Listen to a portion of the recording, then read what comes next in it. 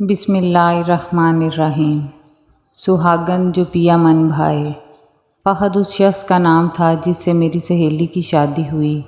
فہد کی ماں نے ماہرہ کو ایک رشتہ دار کی شادی میں دیکھا تھا۔ میری سہیلی کی عادت تھی کہ وہ بزرگوں سے نہایت ادب سے پیش آتی تھی، ان کی خدمت کرتے نہیں تھکتی تھی۔ اسی عادت کے باعث وہ آنٹی کی نظروں میں آ گئی تھی۔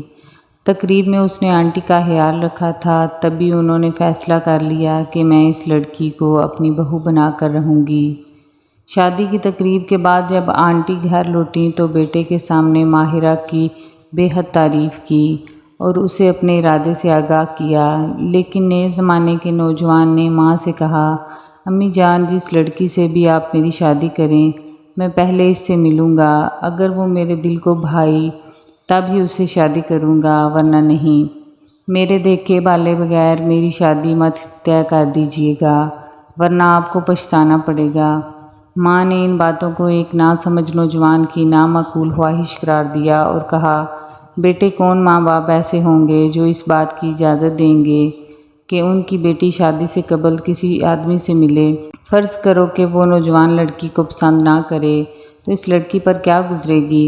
تمہیں میری پسند پر بھروسہ کرنا پڑے گا۔ غرض ماں نے ایسے دلائل دیے کہ فہد چپ ہو گیا، مگر دل سے وہ اپنی خواہش سے دستبردار نہ ہوا۔ اس کے من میں یہ خلش رہی کہ لڑکی کو ایک نظر دیکھے بغیر بیوی کے روپ میں کیوں کر قبول کرے۔ فہد کی ماں اسے جلد از جلد بیاہنا چاہتی تھیں، تبھی بغیر وقت ضائع کیے وہ اس کا رشتہ طلب کرنے خالہ جی کے گھر گئیں۔ خالہ نے بھی اچھا رویہ اختیار کیا، کیونکہ آج کل میں گھر بیٹھے لڑکیوں کے اچھے رشتے ملنا بہت مشکل ہیں۔ خالہ جی نے بھی فہد کو اسی شادی کی تقریب میں دیکھ لیا تھا، لڑکا ان کو پسند آیا تھا، لہٰذا انہوں نے آنٹی کی خواہش کو ٹھکرایا نہیں۔ لیکن فہد کو جب معلوم ہوا کہ ماں رشتہ طے کر آئی ہے تو وہ شور مچانے لگا، مگر آنٹی نے چٹ منگنی پٹ بیاہ والا معاملہ کر ڈالا۔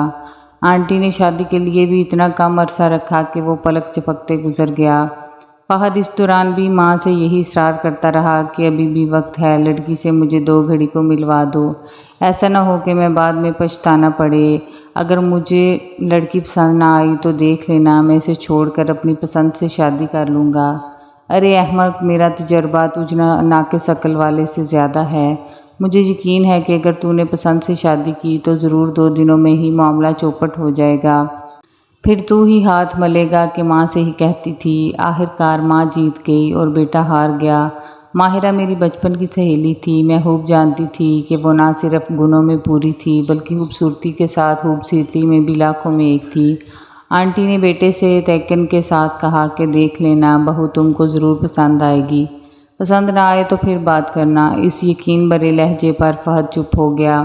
اب دولہا بنے بنا چارہ نہ تھا، ماں تاریخ بھی رکھ آئی تھی۔ جب ماہرہ بہو بن کر اس کے گھر آئی تو فہد کے قدم زمین پر نہیں ٹکتے تھے، وہ دلہن کے ہر روپ کا دیوانہ ہو گیا۔ ماہرہ کو 100% نمبر ملے۔ وہ نہ صرف صورت شکل کے لحاظ سے نمبر 1 تھی بلکہ عادات کے لحاظ سے بھی بے حد اچھی اور شائستہ لڑکی تھی۔ اس نے سسرال میں قدم رکھتے ہی ہر کسی کے دل میں گھر کر لیا۔ شادی کے ابتدائی دن تو ایسے گزرے کہ جیسے بہار کا جھونکا، پتہ بھی نہ چلا، وقت پر لگا کر اڑنے لگا۔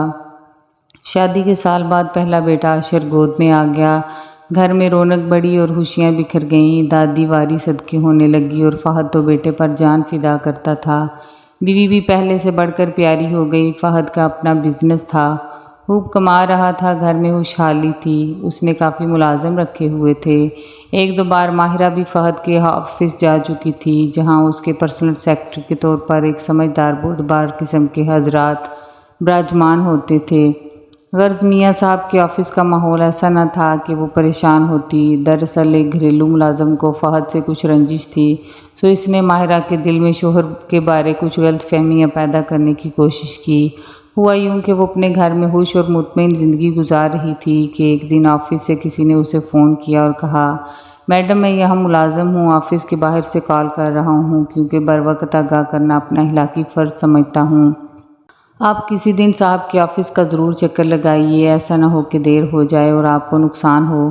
یہ عجیب و غریب قسم کا فون کس نے کیا تھا؟ نام تک نہ بتایا۔ ماہرہ نے کوئی اہمیت نہ دی، لیکن جب 3 بار یہی فون آیا تو وہ سوچ میں پڑ گئی۔ ممکن ہے فہد کے آفس میں کوئی اچھا آدمی ہو، کوئی خیرخواہ ہو جو ہم کو کسی نقصان سے بچانا چاہتا ہو بھی سکتا تھا کہ کوئی کاروباری مخالف پریشان کرنے کو فون کرتا ہو۔ یوں ایک روز وہ بغیر اطلاع شوہر کے آفس چلی گئی، بہانہ کیا کہ طبیعت خراب تھی، آپ کے ساتھ ڈاکٹر کے پاس جانا تھا، آپ کے پاس ٹائم نہیں ہے تو اپنی گاڑی اور ڈرائیور دے دیجئے۔ فہد نے ہوش اخلاقی سے حسب معمول بیوی کی آؤ بھگت کی اہمیت دی، محسوس نہیں ہونے دیا کہ اس کا یوں چلے آنا کس قدر بار خاطر ہوا ہے۔ ماہرہ نے بغور ہر شے کا مشاہدہ کیا تو ایک بات نے اسے چونکا دیا۔ اس بار آفس میں ایک نئی لڑکی کا اضافہ ہو چکا تھا اور یہ اس کے خاوند کی پرسنل سیکرٹری تھی۔ اسے سب سے زیادہ تعجب اس لڑکی کی کم عمری پر ہوا اور جلد ہی اس نے لڑکی کے چہرے کے تاثرات سے محسوس کر لیا کہ اس کو ماہرہ کے آنے کی دلی تکلیف ہوئی ہے۔ تاہم ماہرہ خاموش رہی اور کسی قسم کے رد عمل کا مظاہرہ نہیں کیا۔ اس نے محسوس کیا کہ یہ لڑکی گرچہ خوبصورت اور کچھ اضافی خوبیوں کی مالک ہے مگر بہت حساس اور جذباتی بھی ہے، تبھی تو اس کے دل کی کیفیت چہرے سے عیاں تھی اور چہرہ تو دل کا آئینہ ہوتا ہے۔ اس نے گھر آ کر اس بارے سوچا لیکن کسی منفی خیال یا شک و شبہ کو دل میں جگہ دے کر خود کو نقصان پہنچانے کی بجائے اس معاملے کو درگزر کر دینے میں ہی عافیت جانی۔ کیا جانتی تھی کہ فہد تو پہلی ہی نظر میں ماریہ کا دیوانہ ہو گیا تھا۔ اس لڑکی میں نوخیزی کے ساتھ بلا کی کشش تھی۔ سابقہ سیکرٹری صاحب بیماری کی وجہ سے چلے گئے سو فہد نے ماریہ کو ہی اپنی پرسنل سیکرٹری بنا لیا۔ اگرچہ اسے ابھی آفس کے کام کی سمجھ نہ تھی لیکن کیا فرق پڑتا ہے، دل کے سودے تو ہوتے ہی عجیب و غریب ہیں۔ ماہرہ سوچ بھی نہ سکتی تھی کہ کبھی وہ لمحہ بھی آئے گا کہ یہ دھان بان سی انجان لڑکی اس کی زندگی میں بھونچال لانے کا سبب بن جائے گی۔ تھوڑے دن گزرے کہ فہد صاحب دیر سے گھر آنے لگے اور بیوی کے اس سوال سے خفا ہونے لگے کہ آج آپ اتنی دیر سے کیوں آئے؟ ماہرہ مجھ سے ایسے سوال مت کیا کرو، الجھن ہوتی ہے، بزنس کرتا ہوں تو دیر سویر ہو جاتی ہے۔ اتنا شفیق، اس قدر مہربان، پیار کرنے والا شوہر اب اچانک اس طرح سے پیش آنے لگا تھا۔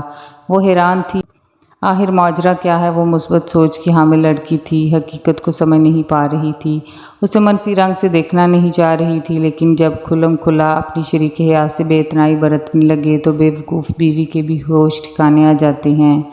فہد کی مسلسل سرد مہری سے ماہرہ کا ماتھا ٹھنک گیا۔ اس نے شوہر سے سیدھے صبحوں ہی ماریہ کے بارے میں سوال کر دیا۔ فہد بھی دنوں سے اسی بات کا منتظر تھا، اسے کسی کا ڈر نہیں تھا۔ صاف صاف ماہرہ کو بغیر لگی لپٹی بتا دیا کہ وہ اپنی سیکرٹری ماریہ سے دوسری شادی کر رہا ہے۔ یہ بھی کہہ دیا کہ تمہیں رہنا ہے تو رہو، میں تمہارے حقوق میں کمی نہیں کروں گا، اگر نہیں رہ سکتی تو بے شک آزاد ہو، جہاں چاہو جا سکتی ہو۔ یہ باتیں ماہرہ کے دل پر تیر کی طرح لگیں، تاہم وہ سنتی رہی، روئی اور نہ پیٹی، نہ چیخی چلائی، بس ٹکر ٹکر شوہر کی صورت کو دیکھتی رہی۔ صبح ہوئی تو اس کی آنکھیں سوجی ہوئی تھیں۔ ساس نے پوچھا، بہو کیا بات ہے؟ طبیعت تو ٹھیک ہے، کیوں آنکھیں سوجی ہوئی ہیں؟ اپنے بیٹے سے پوچھئے، وہ اور شادی کر رہے ہیں۔ اس نے بھی بنا لگی لپٹی بتا دیا۔ ماں نے بیٹے کی خبر لی مگر وہ اپنی بات پر اڑ گیا۔ اس پر آنٹی بھڑک اٹھیں، کہا، فہد کچھ تو خدا کا خوف کرو، ایسا تو کبھی ہماری پچھلی 7 پشتوں میں نہیں ہوا۔ آخر ماہرہ میں کیا کمی ہے، اس کا قصور تو بتاؤ۔ اماں دوسری شادی گناہ نہیں ہے، ہمارے یہاں تو 4 جائز ہیں، میں دوسری کر کے کون سا انوکھا کام کر رہا ہوں؟ آپ سے میں نے کہا تھا کہ میری شادی جس لڑکی سے طے کریں پہلے مجھ سے ملوا دینا، ورنہ میں دوسری شادی ضرور کر لوں گا۔ اب مجھے ایک ایسی لڑکی مل گئی ہے جو ہر لحاظ سے مجھ کو پسند ہے۔ آپ کی پسند کی لڑکی اس گھر میں بہو بن کر آ سکتی ہے تو میری کیوں نہیں؟ آنٹی ماہرہ سے پیار کرتی تھیں۔ وہ بیٹے کی رنترانیاں سن کر رونے لگی، بیوی بھی رو رہی تھی مگر ان دونوں عورتوں کے آنسوؤں کا فہد پر کوئی اثر نہیں تھا۔ اس نے کہا، ماں میں چوری چھپے تو شادی نہیں کر رہا۔ اس کا بیٹا اشر پریشان تھا، وہ پوچھ رہا تھا، امی ابو اور دادی جان آپ سب کیوں لڑ رہے ہیں؟ کچھ مجھے بھی بتائیے۔ کچھ نہیں بیٹا، تم اوپر اپنے کمرے میں جاؤ۔ ماہرہ نے بیٹے کا ہاتھ پکڑا اور لے گئی۔ تبھی فہد نے ماں کی منت کی کہ غصہ نہ کرو، دیکھو میں ماہرہ اور بچے کی سرپرستی سے تو ہاتھ نہیں اٹھا رہا، ان کے حقوق پورے ان کو ملیں گے۔ اللہ کا شکر ہے کما لیتا ہوں کہ 2 گھروں کا خرچہ آسانی سے اٹھا سکتا ہوں۔ تبھی آنٹی نے آنسو پونچھ کر بات ختم کی کہ بیٹے تم خود مختار ہو، میرا کام تو تم کو غلطی سے روکنا ہے۔ تم کو ماہرہ سے اچھی بیوی نہیں ملے گی، نئی لڑکی 4 دن کی چاندنی کی طرح ہوگی۔ یہ بات یاد رکھنا کہ سکون بڑی چیز ہوتا ہے اور سکون 2 سے نہیں 1 سے ہی ملتا ہے۔ ایک بات اور سن لو، میری بہو ماہرہ ہی ہے، وہ کسی دوسری کو اس کی جگہ نہیں دے سکتی۔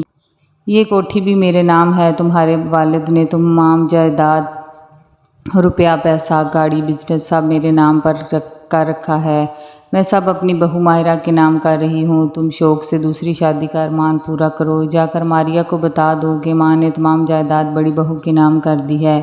اس کے بعد بھی اگر وہ تم سے شادی کرتی ہے تو بے شک تم اس سے شادی کر لو، اسے لے جا کر الگ گھر میں رکھنا، میرے گھر مت آنا۔ آنٹی نے اپنا سخت فیصلہ سنا دیا۔ بس جانتا تھا ماں ایسے ہی حالی ہولی دھمکیاں نہیں دیتی، جو کہتی ہے کرتی بھی ہے۔ میں چلا جاتا ہوں، آپ کی مرضی، جو چاہیں جس کو دیں، آپ کی ملکیت ہے، میں خود کما کھا لوں گا۔ ٹھیک ہے تو جاؤ، خدا جانے تمہاری عقل کہاں چلی گئی ہے جو بیوی بچے کو بھی چھوڑے جا رہے ہو۔ کل تک ماہرہ خود کو ایک خوش قسمت عورت سمجھتی تھی، لیکن اب یہ نقب کہاں سے لگ گئی۔ وہ سوچنے لگی شادی کے بعد تو کبھی فہد نے ناپسندیدگی کا اظہار نہیں کیا تھا، وہ ماہرہ کا دیوانہ ہو گیا تھا، کبھی یہ احساس نہیں ہونے دیا تھا کہ وہ اسے پسند نہیں کرتا۔ پھر اچانک یہ بات کیوں اسے یاد آ گئی؟ سچ ہے، مرد کا اعتبار نہیں، کبھی بھی کوئی بھی عورت اسے بھا سکتی ہے اور اس کے دل کو لبھا سکتی ہے، وہ اپنی بے قصور بیوی پر سوکن لا سکتا ہے۔ اس کے بعد جب فہد ایک ماہ بعد گھر آیا تو ماریہ سے شادی کر چکا تھا۔ اس نے آتے ہی اعلان کر دیا کہ ماریہ اس کی بیوی ہے اور ماہرہ کو اسے قبول کرنا ہی ہوگا۔ سو کر لیا گیا قبول، مگر ساس نے سب اثاثہ اور جائیداد کی مالکن ماہرہ کو ہی بنائے رکھا۔ ناظرین، ایسی ہی کہانیاں سننے کے لیے چینل کو سبسکرائب کیجیے۔